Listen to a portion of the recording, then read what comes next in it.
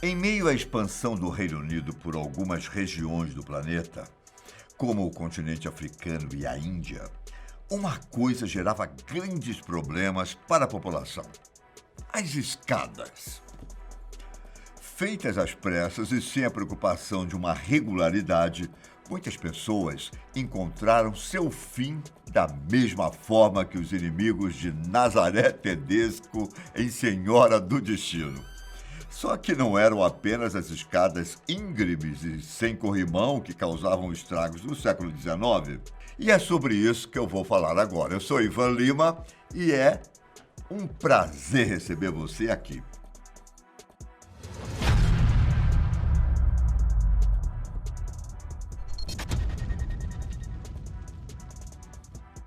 Embora a era vitoriana não seja tão antiga quanto parece, já que começou em 1837 e terminou em 1901, foram tempos de muitas descobertas e transformações políticas e econômicas que estão presentes até os dias de hoje.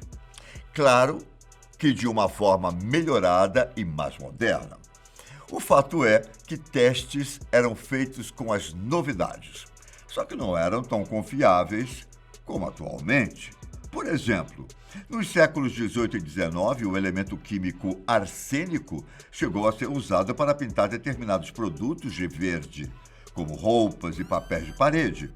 O problema é que o arsênico é venenoso e, sem ter total conhecimento das consequências, muitas pessoas morreram envenenadas. Além disso, a Era Vitoriana foi uma época em que houve um boom populacional. De 1871 para 1901, o número de ingleses por milha quadrada aumentou de 390 para 558, fazendo com que fosse necessária a construção de mais casas na cidade. E o mais rápido possível, de preferência, o que fez a preocupação com a regulamentação ou a padronização dos imóveis ser deixada um pouco de lado. Basicamente, as casas se tornaram mais estreitas e mais altas. Então, para que não ocupassem muito espaço, as escadas, consequentemente, se tornaram cada vez mais íngremes. E, de acordo com uma matéria da BBC, a pressa para a construção dos imóveis fazia com que as escadas fossem uma das últimas coisas a serem erguidas, sobretudo as que eram usadas excepcionalmente pelos funcionários da residência. Normalmente, a escadaria principal era feita com os melhores ornamentos, como forma de mostrar aos visitantes como os moradores do imóvel tinham dinheiro e eram chiques. Essas eram construídas com materiais bons e resistentes, enquanto os proprietários não se importavam em usar madeira barata para as escadas dos funcionários. Na verdade, dizem que os funcionários mais sortudos eram aqueles que tinham corrimão em suas escadas. E isso além da casa do patrão, mas também em suas próprias moradias. Sem falar que o espaço para colocar o pé nos degraus também não era dos maiores, e muito menos regular. O resultado? Uma construção sinônimo de problemas. O comum é que nosso cérebro estabeleça um padrão quando estamos subindo escadas. E quando esse padrão é quebrado por um erro de cálculos, por exemplo, quem estiver subindo tem mais chances de tropeçar. Imagine isso acontecendo em uma escada do lado de fora da casa, sem um corrimão. Essa é apenas uma das possibilidades. Tinha ainda as ocasiões em que os funcionários precisavam subir e descer carregando grandes e pesadas bandejas com alimentos. Era quase um desafio. A pessoa precisava se equilibrar nos degraus, manter a estabilidade da bandeja e, no caso das mulheres, se preocupar em não pisar na barra das longas saias. Olha, acho que deu para perceber que qualquer descuido ou acidente poderia ser fatal. E eu disse tudo isso pensando que seria feita à luz do dia, não é? Então, imagine agora quando os trabalhadores tinham que se locomover na parte da noite. Já imaginou? Acredita-se que a falta de uma boa iluminação tenha sido a principal causa das quedas em escadas, sendo que metade delas provavelmente terminava em morte. E não precisava ser só à noite. Casas com cortinas fechadas também não ofereciam muita luz. Nesses casos, até mesmo os moradores estavam susceptíveis ao perigo. Uma senhora já de idade, uma criança brincando, uma pessoa passando mal. Digamos que era preciso ter muito mais cuidado com as escadas na era vitoriana.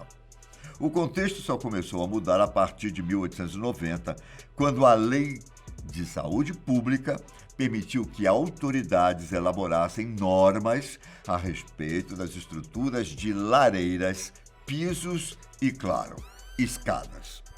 Agora, vamos supor que você sobreviveu indo de um andar para o outro da casa e decide dar uma passadinha no banheiro. Você acha que vai ser um momento normal, mas aí o cômodo simplesmente explode. Pois acredite se quiser. Esse também era um dos grandes problemas durante o período vitoriano. Acontece que os banheiros da época não tinham a modernidade que se tem hoje em dia. E não era muito absurdo que gases de dejetos humanos, como metano e sulfeto de hidrogênio, se acumulassem nos esgotos e retornassem aos banheiros. Daí, bastava uma pessoa estar com uma vela acesa e... BUM! Além desse tipo de incidente causar queimaduras extremamente graves, havia casos em que os moradores não sobreviviam. Por sorte, as mudanças nos banheiros tiveram início no século XVIII e continuaram ocorrendo durante a Era Vitoriana até que o problema de vazamento fosse solucionado. Mas digamos que você viveu naquela época e teve sorte de sobreviver às escadas, aos banheiros e ao arsênico. O destino está do seu lado, sem dúvidas. Só que ainda seria preciso se atentar ao pão, o mesmo que a gente costuma comer no café da manhã. Em determinado momento da Era Vitoriana, alguns padeiros perceberam que poderiam lucrar em meio à grande demanda pelo alimento. O pão era vendido a preços baixos e em larga escala para os recém-chegados nas cidades. Então, por que não trocar alguns ingredientes para deixá-los mais pesados e com mais volume? Foi a partir desse pensamento que surgiram os pães adulterados com farinha de feijão, giz ou mesmo com gesso, imagina. E aparentemente os padeiros os vendiam na cara dura. Isso, claro, gerou consequências gravíssimas para os compradores desavisados, como desnutrição, diarreia crônica, prisão de ventre e outros problemas intestinais. As consequências eram ainda piores no caso de crianças, já que muitas chegaram a falecer ao consumir o alimento. E além de se preocupar com os pães, as pessoas da Era Vitoriana ainda precisavam ficar de olho no leite. Isso porque negociantes e donos de casa tinham o costume de adicionar ácido bórico para purificá-lo, no sentido de retardar a coagulação, mantê-lo doce e aumentar a durabilidade. Em 1882, 20 mil amostras de leite passaram por testes e foi comprovado que houve adulteração em 1/5 delas. Algumas pessoas acreditavam e defendiam que o uso de ácido bórico era inofensivo em pequenas quantidades, só que elas não poderiam estar mais erradas. Mesmo em baixas porções, a substância era capaz de causar dores abdominais, vômitos, diarreia e náuseas. E para piorar, havia ainda o risco do leite conter tuberculose bovina. Nesses casos, antes do processo de pasteurização. O fato é que o ácido bórico criava um ambiente mais favorável às bactérias que geravam esse tipo de tuberculose. E uma vez com a doença, as pessoas tinham tanto a coluna quanto os órgãos danificados, o que poderia até levar a problemas de deformidade. E dá para acreditar que até mesmo as primeiras geladeiras também causavam mortes, mas não por congelamento, caso você tenha imaginado isso. Havia a probabilidade dos equipamentos vazarem gases tóxicos, como amônia, dióxido de enxofre e clorometano. Uma vez que esses gases entravam na corrente respiratória, uma pessoa poderia ficar inválida ou, na pior das hipóteses, morrer. Agora, já pensou em estar jogando sinuca e a bola explodir com o impacto do taco?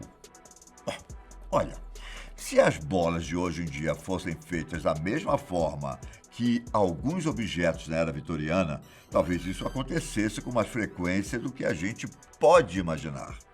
No século XIX, um metalúrgico chamado Alexander Parkes inventou a Parkezine, normalmente conhecido como o primeiro plástico feito pela humanidade. Inclusive, não demorou muito para que ele ficasse mais conhecido pelo nome americano de celuloide.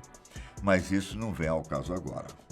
O fato é que dava para se fazer uma grande variedade de objetos com material, como pentes de cabelo, broches, golas e punhos de roupas, e as bolas de bilhar que eu mencionei anteriormente. Só que antes elas eram feitas de marfim importado. Trocando em miúdos, era possível fazer os mesmos produtos de antes, só que mais barato. A questão é que o Parkezine era altamente inflamável e, conforme se degradava, aumentava as chances do material se autoinflamar.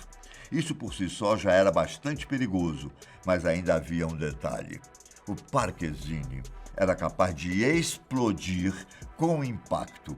Imagine só, um tapinha no broche ou alguém muito animado jogando bilhar. Em meio aos perigos da era vitoriana, qual você achou mais aleatório, hein? Eu fico por aqui. Um grande abraço, fique com Deus e até a próxima. Tchau!